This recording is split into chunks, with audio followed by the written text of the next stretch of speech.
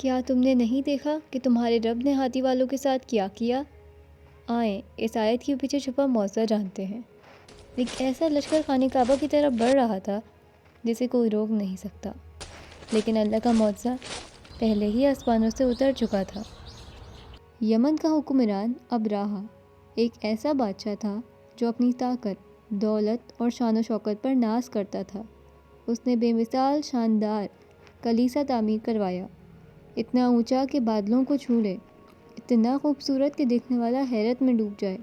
اس کے ستون سنگ مرمر کے تھے، دیواریں سونے اور نیلے شیشے کی باریک نقش و نگارے سے آراستہ تھیں۔ ابراہہ کا گرجا گھر اس کی شہرت، اس کا غرور اور اس کی عزت کی علامت تھا۔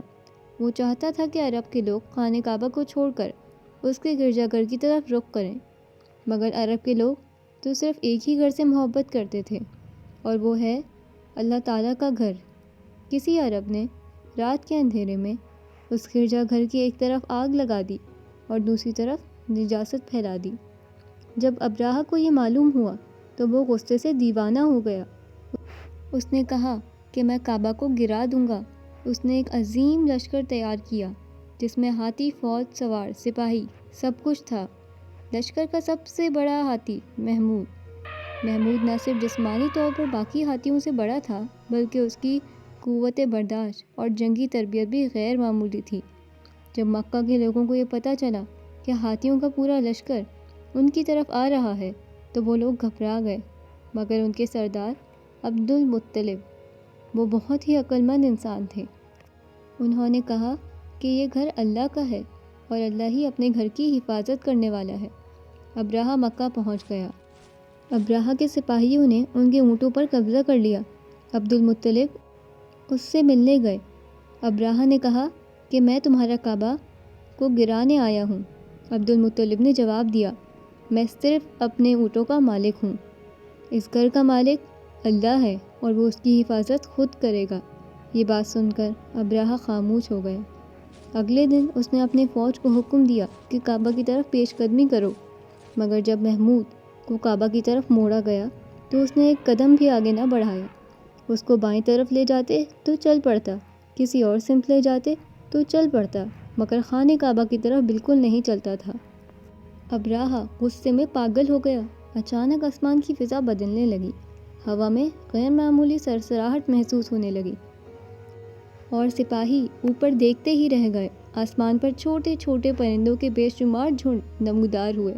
یہ پرندے ابابیل تھے۔ ان پرندوں نے اپنی چونچوں اور اپنے پنجوں میں چھوٹے چھوٹے کنکر پکڑے ہوئے تھے۔ پھر اچانک ابابیل کے جھنڈوں نے ایک ساتھ دھابا بولا۔ کنکری جہاں جہاں گرتی اور جس سپاہی کو لگتی وہ اس کی کھال چیر دیتی، ہڈیوں میں پیوست ہو جاتی۔ آسمان سے برسنے والے عذاب اتنا شدید تھا کہ ابراہہ کا مضبوط ترین لشکر بھی لمحوں میں تباہ ہونے لگا۔ ایک ایک کر کے ہاتھی زمین پہ گرنے لگے۔ سپاہی ادھر ادھر بھاگ رہے تھے، مگر ان کو پناہ نہیں مل رہی۔ ابابیلوں کے جھنڈ مسلسل فضا میں چکر کاٹ رہے تھے اور اوپر سے کنکریاں برساتے جاتے، جیسے کوئی آسمانی فوج کسی ظالم لشکر کو مٹا رہی ہو۔ اسی طرح یوں لمحوں میں وہ لشکر جو کعبہ کو گرانے آیا تھا مٹی کی ڈھیر کی طرح بکھر گیا، اور اللہ تعالیٰ نے اس واقعے کو ہمیشہ کے لیے قرآن میں لکھ دیا۔ سورہ فیل میں آتا ہے، کیا تم نے نہیں دیکھا کہ تمہارے رب نے ہاتھی والوں کے ساتھ کیا کیا؟ اور ان کے اوپر ابابیل بھیجے جو ان پر پتھر پھینکتے تھے اور انہیں کھائے ہوئے بھوسے کی طرح بنا دیا۔